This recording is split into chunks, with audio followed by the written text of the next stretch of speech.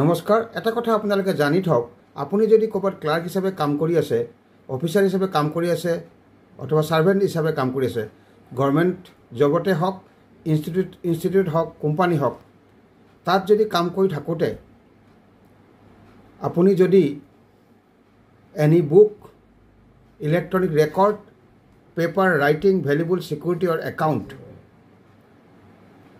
যদি আপুনি ইচ্ছা কৰি অথবা ঠগাৰ মনোবৃত্তিৰে যদি সেই বুক বা electronic record, paper, writing, valuable চিকিউৰিটিৰ একাউণ্ট যদি আপুনি ডেষ্ট্ৰয় কৰে, মিউটিলেট কৰে, অল্টাৰ কৰে আৰু ফলচিফাই কৰে, তেতিয়াহ'লে এইটো অপৰাধ হ'ব আৰু আপোনাৰ পানিছমেণ্ট হ'ব পাৰে 7 বছৰ পৰ্যন্ত আপোনাৰ কাৰাবাস হ'ব পাৰে আৰু জৰিমনা হ'ব পাৰে, আৰু জৰিমনা আৰু কাৰাবাস দুইটা হ'ব পাৰে।